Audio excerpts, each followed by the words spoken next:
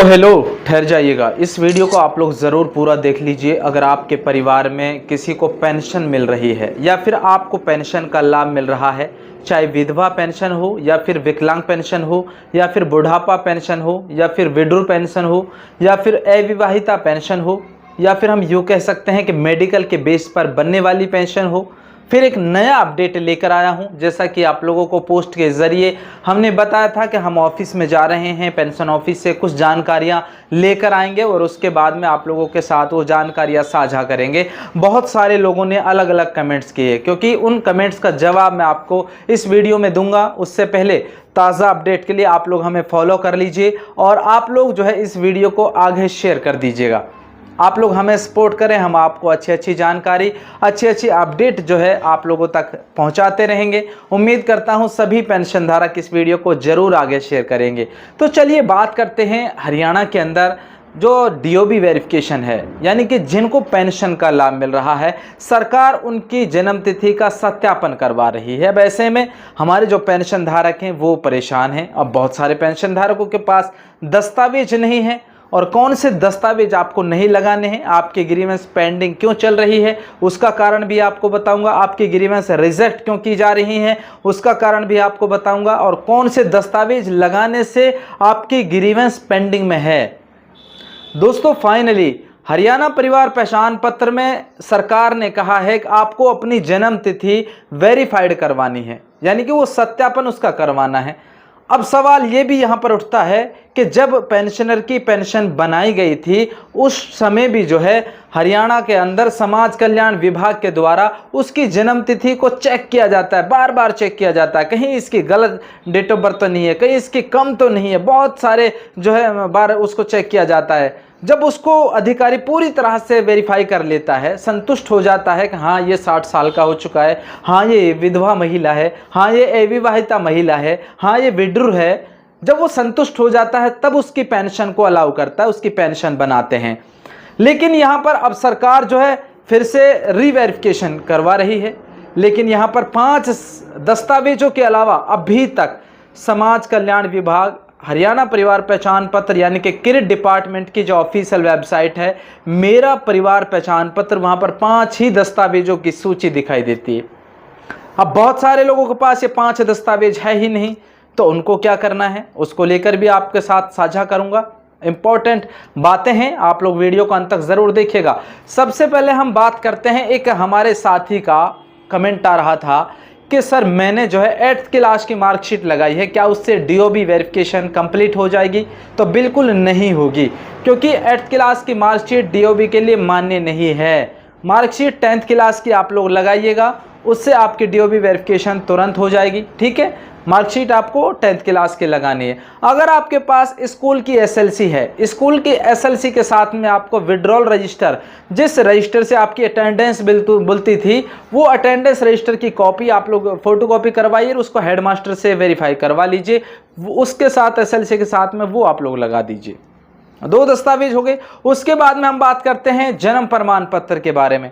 बहुत सारे तो पेंशन धारक ऐसे हैं जिनके पास तो है ही नहीं जन्म प्रमाण पत्र, और जिन लिमिटेड पेंशनर के पास जन्म प्रमाण पत्र है भी तो वो पुराना है, यानी कि ओल्ड वाला है, उसमें कोई स्कैनर नहीं है, ना वो कंप्यूटराइज है, क्योंकि हाथ से पहले जन्म प्रमाण पत्र बनाए जाते थे। अब ऐसे में जब ऑफिस में हम गए तो ऑफिस वालों ने कहा कि उसमें सिर्फ और सिर्फ कंप्यूटराइज वाला ही जन्म प्रमाण पत्र यानी कि बर्थ सर्टिफिकेट आपका चलेगा। अब यहाँ पर भी बुजुर्गों को निराशा हाथ लगी है, जिनके पास यानी कि लिमिटेड बुजुर्गों के पास, पेंशनर के पास पुराना वाला जन्म प्रमाण पत्र होगा वो भी नहीं चलेगा, उससे भी आपके रिजेक्ट हो जाएगी। उसके बाद में दोस्तों हमने ऑफिस में पूछा पासपोर्ट कौन सा चलेगा, तो उन्होंने ऑफिस वालों ने कहा कि पासपोर्ट जो आपके पास है वो वैलिड होना चाहिए, एक्सपायर नहीं होना चाहिए। तो आप लोग अपने पासपोर्ट की डेट को भी चेक कर लीजिए, कहीं आपका पासपोर्ट जो है एक्सपायर तो नहीं हो चुका है। अब उसके बाद में हम बात करते हैं वोटर आईडी कार्ड के बारे में। हमने इस बारे में भी जो है ऑफिस वालों से बात की, कि डिपार्टमेंट के लोगों से हमने बात की, तो उन्होंने कहा कि आप लोग अपना वोटर आईडी कार्ड लगाएं तो 10 साल पुराना वाला लगाएं। बहुत सारे ऐसे पेंशनर हैं जिनका वोटर आईडी कार्ड काट दिया गया था, और उनका नया वोटर कार्ड इशू हो चुका है। अब बहुत सारे पेंशन धारक क्या गलती कर रहे हैं, वो नया वाला वोटर कार्ड जो है ग्रीवेंस में डीओबी वेरिफिकेशन के लिए वो अपलोड करा रहे हैं, जिससे उसकी ग्रीवेंस रिजेक्ट हो रही है। अगर आपके पास नहीं है, आपके पास पुराना वोटर कार्ड नहीं है, तो आप लोग जो है, जो आपका वोटर कार्ड कटा है उसकी 2002 की सर्टिफाइड कॉपी इलेक्शन ऑफिस से आपको मिल जाएगी। वो सर्टिफाइड कॉपी और नया वाला जो है वोटर आईडी कार्ड वो आप लोग लगा दीजिए, उससे भी आपकी डीओबी वेरिफिकेशन हो जाएगी। ठीक है। अब यहाँ पर कई सारे लोगों के फिर जो है बार बार यही कमेंट्स आ रहे थे कि सर नेम मिसमैच है, वोटर कार्ड में अलग है, आधार कार्ड में अलग है, या फिर पैन कार्ड में अलग है, या फिर अलग अलग दस्तावेजों में अलग अलग नेम है, यानी कि सर नेम है, या फिर स्पेलिंग मिस्टेक है। तो वो सभी पेंशनर अपने गांव के सरपंच से, अपने गांव के पार्षद से, अपने गांव के या म्यूनिसिपल कमेटी वाले हैं तो वहाँ से, पार्षद से या नंबरदार से आप लोग एक एप्लीकेशन लिखें, उस पर उसके जो है दस्तखत करवाएं, उसको वेरीफाइड करवाएं, वो सर्टिफाइड कॉपी आप लोग अपने वोटर आईडी कार्ड के साथ ग्रीवेंस में अपलोड करवा दें, उससे भी आपकी हो जाएगी। अब बहुत सारे लोगों का सवाल ये था कि सर जो है ग्रीवेंस मैंने 20 दिन पहले ग्रीवेंस लगाई थी वो भी पेंडिंग आ रही है, मैंने 30 दिन मैंने ग्रीवेंस पहले लगाई थी वो भी पेंडिंग आ रही है। तो जी हाँ, बिल्कुल पेंडिंग आ रही होगी। अब मैं आपको बता देता हूँ जिले वाइज, किसी जिले में 20,000 पेंडिंग है, किसी जिले में 50,000 पेंडिंग है, किसी जिले में 15,000 पेंडिंग है, या पेंशनर के संख्या के अनुसार पेंडिंग है। पूरा डेटा तो हमारे पास नहीं है, हालांकि वो बता रहे थे कि अभी कम से कम 20,000 पेंडिंग है। तो 20,000 में से अब मान के चलिए रोजाना कम से कम 150 मुश्किल से जो है ग्रीवेंस कंप्लीट होती होंगी, क्योंकि ऑफिस में बहुत ज़्यादा भीड़ है।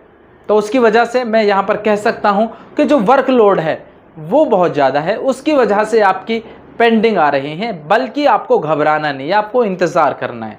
ठीक है, आप घबराएं नहीं, आपकी वेरिफिकेशन कंप्लीट होगी।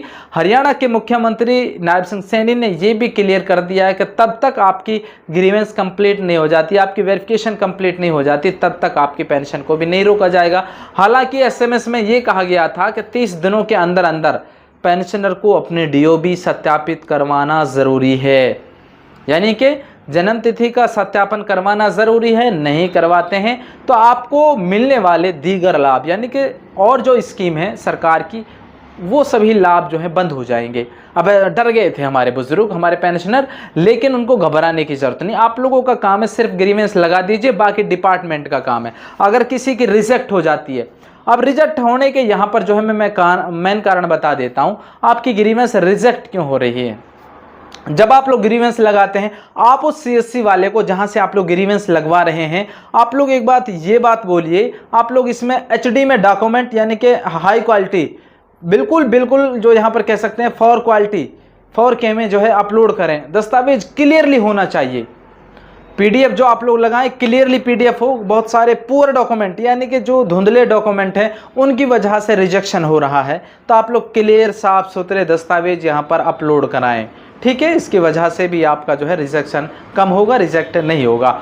उसके बाद में दोस्तों हम बात करते हैं यहाँ पर हरियाणा के अंदर जो पेंशन धारक पेंशन का लाभ ले रहे हैं, उनकी पेंशन अगर मेडिकल के बेस पर बनी है, या फिर जो विकलांग व्यक्ति हैं, विकलांग महिला हैं, उनकी पेंशन बनी थी, उनके पास अब डेट ऑफ बर्थ की वेरिफिकेशन के लिए कोई दस्तावेज नहीं है, तो अभी जो डिपार्टमेंट की तरफ से कहा जा रहा है, अभी उनको इंतज़ार करना होगा। उनको घबराना नहीं है, उनको ये नहीं सोचना है कि यार मेरे पास दस्तावेज नहीं है, मेरा टाइम भी पूरा हो गया, मेरे पास एसएमएस आया है, 30 दिनों की मोहलत मिली। लेकिन आपको घबराना नहीं है, उसके लिए भी जो है बातें चल रही हैं। सरकार इसको लेकर जो है मंथन कर रही है, ऐसा ऑफिस की तरफ से कहा गया है। इसको लेकर बहुत जल्द अपडेट आने वाला है। अब उसमें क्या अपडेट आएगा ये तो वक्त बताएगा, और वक्त के लिए थोड़ा सा आपको इंतज़ार करना होगा।